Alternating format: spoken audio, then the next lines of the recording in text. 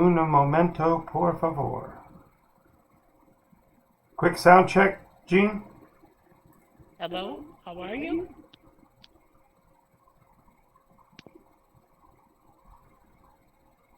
How are you? Quick sound check, Jeanne, one more time. Oh, how are you? Today it's really a beautiful day Quick sound outside. check, Jeanne, one more time. Okay, I just wanted to make sure we're both on. And give me back to my screen here. Ack.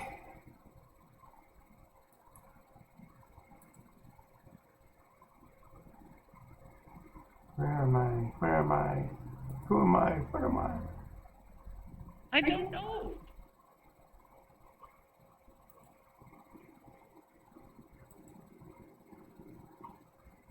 There, I think that's a better facial tones. Getting better. I just got to get everything else shut down in the background. Alrighty. And alrighty. Welcome to Nykos.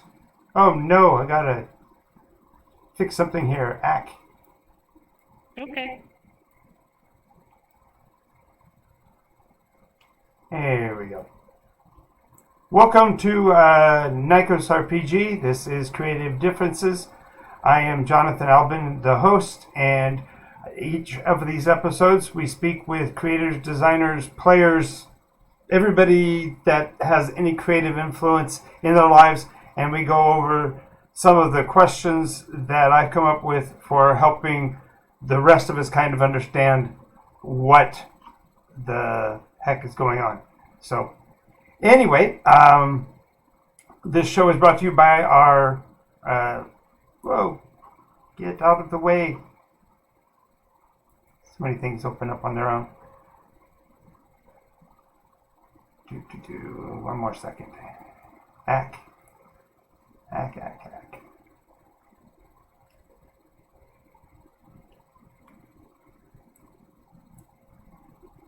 There we go. Now we got what I was looking for as far as images are concerned.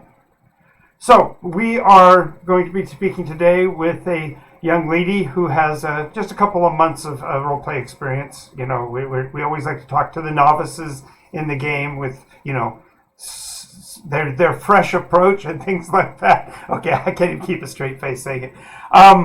But we are here on behalf of our sponsor, Board Games Paradise. That's their little logo down in the corner there. And Board Games Paradise is a retail establishment in Redlands, California that is a full-service game store covering every category and genre of games properties. They are a big sponsor of this show and a great friend to us. And today our guest is, as I mentioned, a young lady from Southern California, and I'm sure we're going to hear her story. And before we get to our questions, Jeanne, I'd like to have you introduce yourself. This is, as I said, a young lady by the name of Jeanne Acker. So tell us a little bit about yourself, Jeanne. Hi, how are you? I am a ripe young lady. Been around for a while, and I was a teacher for 37 years. I was a role player since about 1976, early in 76, when I was introduced to my first role-playing game. Uh, Actually, initially Twilight 2000, and shortly thereafter D&D. And I had played out of the original paper books that were called Chainmail. And then soon after that, actually came out the formalized first edition of D&D, and we played that. Alrighty. So as we get started, we talked a little bit about your ancestry, your history in roleplay, which is nearly as long as mine. I jokingly like to say that I get to be actually slightly older than you in at least one category that way. But why don't you tell us a little bit about what it is that you are creating right now? I'm kind of leading the witness in particular to talk about her recent land acquisition, shall we say, and tell us what you're currently creating. I have a ranch out in Arizona that I originally purchased. A friend of mine is also going in half and half. No, Jeanne, I was With talking about the me. real estate on a certain fictional world. Smart Oh aleck. my God! Yeah. Anyway. What you're creating, not what you're actually buying and owning. Yes, we. That's Okay. well I played, young am lady. Well played. I am buying four more pieces of land plus the original one I first bought in the Dark Shards world of Nikos. And I originally bought the area from which my first character in Nikos, came from, which was Elwendale. And I have decided that I wanted to own all the other four lands to the west, the four hexes to the left, which is you can purchase a hex, so that I can have a major navigable river flowing into Elwendale, You didn't want which, somebody downstream putting a filter on what you were doing. I get it. yeah, So although we are talking about the creation of a fictional place and a fictional realm, you're not new to this. If I recall correctly, you and your sister had worked on creativity for a long time. So why don't you tell us a little bit about that creativity and the things that you worked on together? well, we came in the role-playing world. We actually were tired of the limits of D&D and the narrow confines of classes. So we made it that you could be a class, but you develop skills in that class. And that's how you survive. You could be a fighter rogue, but you weren't called a fighter rogue. You were a fighter, and you had skills that could be a majority fighter, Well, or you. in addition to the mechanics of the game, I want you to talk a little bit about the world building, the world that you guys created together, the realm where this all happened. Because I know you worked on the mechanics, but I know you also Yeah, we your had the sister whole was in. map and everything. Right. So tell me a little bit about that world. What was it like? What did it look like? What did it feel like? It had three major continents. One was a southern continent that lay mostly in the southern hemisphere. The major one above it was called Torel. The bottom one was called Dakar. The far one was unknown to the people of Torel, though there was history about a land there, but there had been a major cataclysm um, in which somebody had tried to drop a very large moon-sized sphere of annihilation on the Earth or on this world, and other magicians got together and prevented a majority of it actually impacting the world, and so they ended up with this area in the middle of the eastern continent that was simply a matter of a huge circle with a shallow sea that actually just about bifurcated the whole thing. All right. Um, When you're speaking of that realm, it sounds at least a portion of it sounds mechanistically developed. In other words, you had people who actually did things that impacted the world. Was there were there overriding cultures within the frame, or did you just ignore that and just deal with the pure mechanics of the game? no, we dealt with the elves that were on the land saved themselves by actually taking off their own pocket dimension of Elfland, so it was separated from the world when that happened. They separated it. It's now contiguous to the world, but only meets at certain places. So, and Okay. they're hard to get. Um, What kind? they're What kind of? Who or what kind of books and stories inspire you guys in the creativity of that world?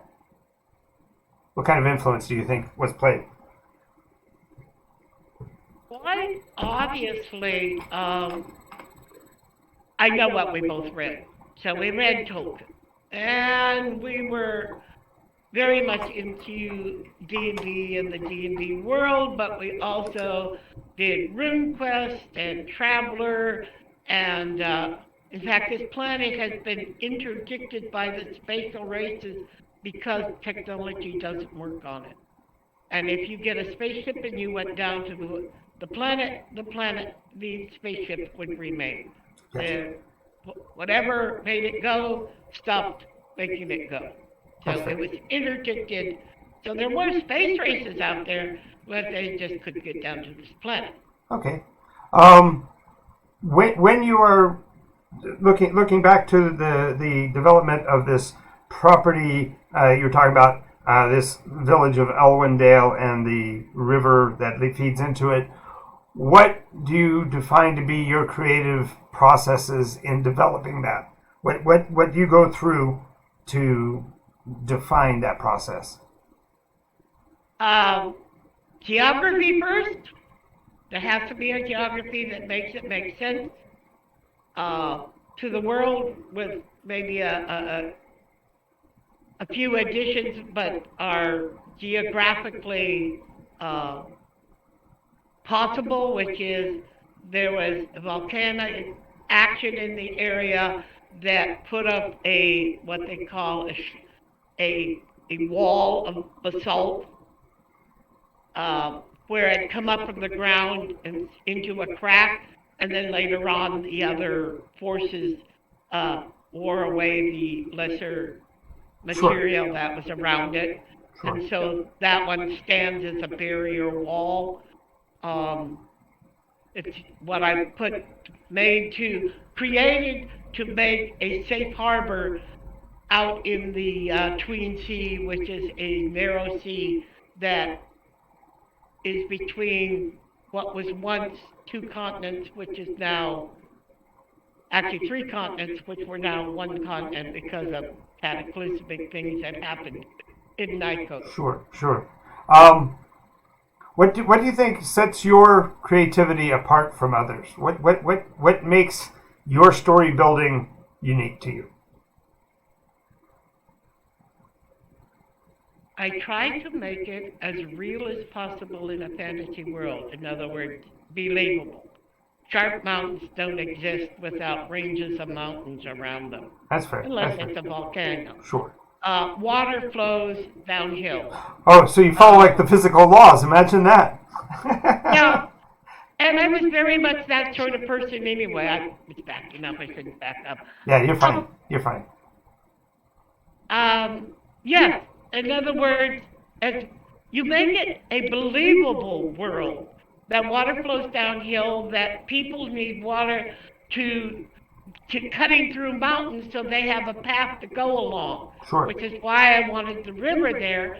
It might have to go through some gorges, but it will go out to into a lake. The lake is gathered in the low areas because of many rivers feeding into it and with Mm-hmm. a narrower way out of it. But Sure. nonetheless, people then will come up the river, as they always have traditionally, rather than beat themselves over the head by climbing over steep mountains. They'll That's find fair. the That's fair. easiest way in. Sure. Now, what do you consider to be your when you're a creator, when you're building and designing something, you kind of need to have external support from the community around you, the people that are working with you. What has been your creative support experience in developing this story? I know that part of it is going to be a matter of factor of the amount of time that it takes to actually do this, but when it comes to you creating, how do you feel about your creative support, the people that are around you that are helping you to build this?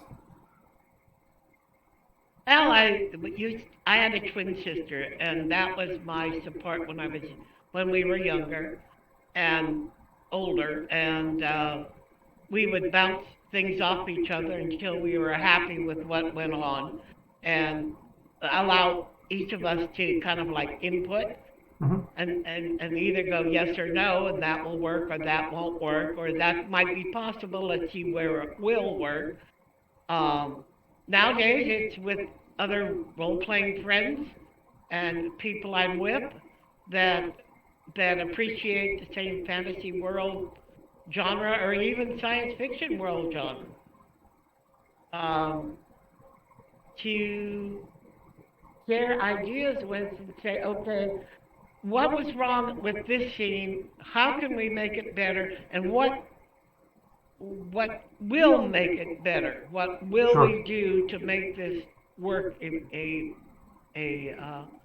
in a way that is easier for people or players to play if we're DMing, or for BMs to move the story along without a lot of hang-ups.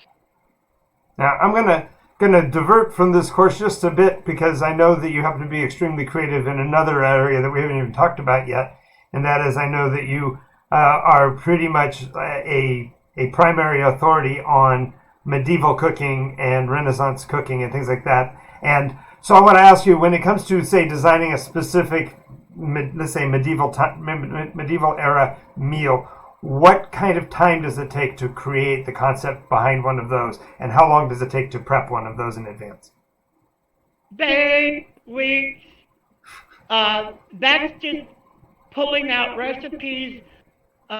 I did a meal like that. I was the head of the Medieval Cooking Guild, and I was doing the anniversary dinner for the Barony of Gildenholt, and I had to come up with dishes for the four different courses. I had eventually 16 dishes Wow. that I either created from antique recipes or found medieval recipes. In fact, when my mother went to England, she brought me back a thesis that was done by, I guess, a master student or something like that on medieval cooking. They had recipes in it. Nice. And through the SCA, I got books on it. So I Okay, so have SCA, just for clarification for those that don't know the terminology, that's the Society for Creative Anachronism, right? anachronism, yeah. Yeah. and and they actually have guilds for everything. So you can do calligraphy, you can do, of course, fighting. They have archery. They have any of the other craft skills also that that medieval people did, like making chests or doing leather work or doing actually metal work or making knives.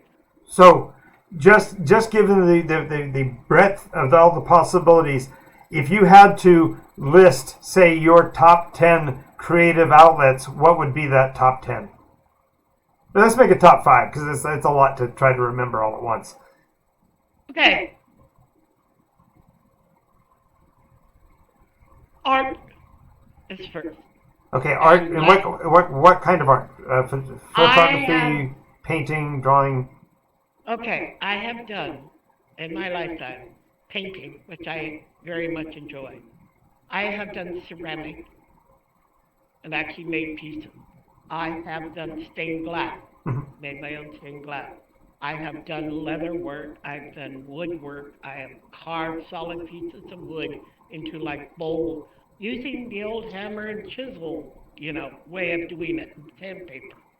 Um, I made my own tournament chest. I designed the cooking utensils that I used in a period encampment. I love designing stuff.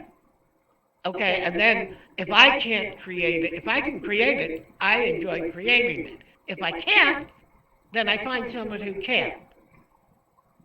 And I've been able to do that. I said, this is what I need, and can you come up with it? So I had a whole medieval encampment, and because we weren't allowed to have fire on the ground in Arizona, I even designed a fire box that I could put grills on or griddles on. That was pretty period looking, Okay, So now so you've got art, you've got cooking. What else? Three more. I do costume designing and sewing. I love that. Um, as for creating, Well, role play, obviously one of them because you create characters that are absolutely believable, right? yep, yeah, I do enjoy my characters and trying to make sure that each one is separate, individual, and doesn't look like the next guy. I hated somebody who played the dwarven barbarian berserker, and when it died, it became the human barbarian berserker, and when that one died, it became the half-orc barbarian berserker, and that's all they could do. And I'm saying, my God, think of all the people in the world. How come you have to be a barbarian berserker? Don't you have, that was it, don't you have any creativity beyond that? And I know the basis of the creativity. Okay, so that's four. One more area of creativity. I know I do art. I like to make practical things. I've made tables and That's right, chairs. toolmaker and carpentry. Yeah, I remember you said that. Yeah. Yeah, so So so if with I found a need, I wanted to make it. It was like I don't need to buy it. The sure. wood's out there for people to, for you to buy and cut and assemble. And So in your life, what do you think your creative objective? If you had to boil it all down to one thing, you've got all these different creative environments that you operate in. What drives you to be a creator? Satisfaction. The satisfaction. I thought about those questions that you gave to me, and I realized the upshot of the whole process of creativity is a mind that can conceive, an imagination that can dream, and then the drive to get it done. That's awesome. That's awesome.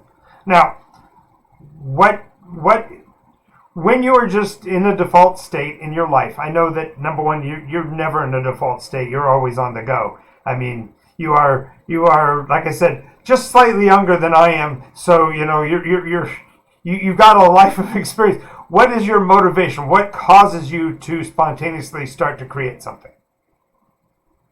A need for it or a desire for it. Sometimes it's a contest. My first cooking contest was in high school. They had a cake making contest, and I had never made a German chocolate cake before, but I had the recipe from scratch. There was no boxes in German chocolate sweet cake. You had to cut the pecans and make the caramel sauce and make the German chocolate sweet cake part of it, and then assemble it all. No, I have done cakes, but I've never done a cake like that. That's fair. But how did you do? Did you win? No, I didn't. These are stories from a couple of decades ago. So I can see that story totally have changed. And oh yeah, I definitely won. So Tom, that's awesome. How honest you're. Like, no, I didn't win. The cake was very light, and it didn't transport well, so it started to crack, and there's nothing you can do about it. It starts to crack, and there's that heavy caramel. Okay, so with that concept of a failure in that, what would you say to someone who is trying to create but is struggling to accomplish? Well, remember, Rome wasn't created in a day, and Edison didn't have a light bulb the first time he tried. But he got one eventually, and he kept working on it until he did. And if you have to, you find someone that will help you make sure you get it finished. If it's something you need to do. That's fair. As a matter of fact, I'm glad you mentioned Edison, because a reporter on hearing that he hadn't yet accomplished it said to him, "I understand you failed to create a light bulb 1,026 times so far." And Edison said, I never failed at once. He says, what I did do is I succeeded in finding 1,026 ways to not make a light bulb. I remember that. So, yeah, you probably heard it yesterday, right? Yeah. No, I'm just kidding. But no, so the don't quit, keep right on going, do it until you get there. That's great advice. What do you do with this when somebody's actually struggling? If they're actually coming, I've had people come to me and say, this isn't working and I can't get it to go. What would you tell them? Talk to other people about it. Tell them what your problems are. Tell them what you're trying to do and what. As I said, for me, for many years, it was my mother, my father, and my sister. my mother was a mathematical engineer. My father was what they call a tool planner. They would come to him. He worked for McDonnell Douglas, and they say, "Look, I need a tool that does this," and he would make the tool that did that. And I learned creating things from him. There were no quick release belt buckles in scuba gear. He made one for himself. He took us fishing, but he had a motorcycle, and my mother took the car. So he built a car that went a little two-seated trailer that went on behind it. My sister and I sat in with all the fishing equipment behind it while he went as far up to Malibu, and we lived in Venice, or down to Redondo Beach. So it's like he didn't let anything stop him from making what was needful. If he would go to the Douglas salvage yard, he'd find airplane aluminum and rivets and all the stuff to make it. And he would design it himself and make it. He actually made my first costume for school, for Tom and Becky Day, my first non-commercial costume. And what was that? I was Lady Jane Grey. We had Tom and Becky Day at Mark Twain Junior High School in LA. And he, if you're cute and fluffy, you become Becky, or one of the other girls in the, those type of dresses. Well, I was never a Becky, and I didn't want to be a Becky or a Tom or a Huck Finn. So I read Prince of the Pauper, which is one of the books, and so son of a gun, if there isn't Lady Jane Grey. And so and he adapted, my grandmother was a seamstress.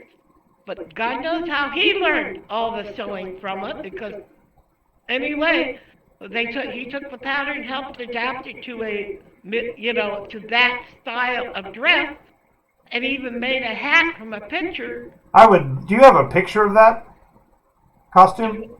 No, I don't. That would be, that kind of thing would probably be worth like just millions of dollars now, Jeanne, because you're so famous, so. Yeah, and then I turned around and took my mother's old curtains that I had made for her, draped, and she loved pink, and so they were pink brocade with kind of like a silvery, ivory background with pink, bright pink going through it. And when they got a little tired and old, I took them down and I made it into a Elizabethan outfit. Okay, I have to say, when you started to say that you made a dress out of drapes, I immediately thought of Carol Burnett. I don't know if you remember, in one of her sketches, she's making fun of Gone with the Wind, and she actually is wearing the drapes, including the drapes bar across her shoulders. So. Yeah, but there was so much yardage in them because they were like, 60, 70-inch panels and 84. And you had plenty of cloth. No, that's just the mental picture of you with the drapes across your shoulders. No, it was a beautiful, and I made it multi-size, so more than one size could wear it. I found a way to use like drawstrings. Nice. Inside the bodice. Of course, and again, that's the Venetian blind pulls to the drapes. Alrighty, well, we're about out of time here, but I want to thank you for being with us, Jeanne. And if you had one thing to tell a person that was thinking about becoming a dungeon master and a world creator, what one piece of advice would you give them? To make it fun for your players. To make it real without being bogged down by some rules that just don't always make sense. Think about them and adapt them to a homebrew. Make it easy for yourself to do and be prepared. Go into there knowing that if you have monsters that you're going to want them to meet, that you have all that information down the way you want it. You don't have to open a book and go running somewhere. Use a copier and copy it off and change them as you want to. But do some, prep work. Have your maps made.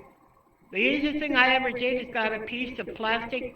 Jeanne, I imagine we could talk all day long, and you would always have another creative thing to add.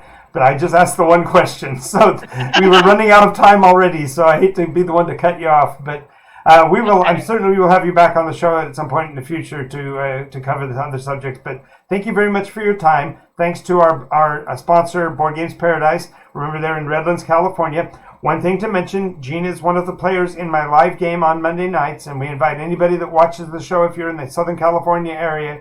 One of my dreams is for our viewers to just converge on the store one night to show the solidarity for the games, and we can handle about 15 players at any given time, but if 50 of you showed up, we'd find a way to make it work. So thank you again, Jeanne. Thank you to the audience, and we will see you next time on Creative Differences. I'm Jonathan Albin, your host. Talk to you again soon. Everybody wave. Bye.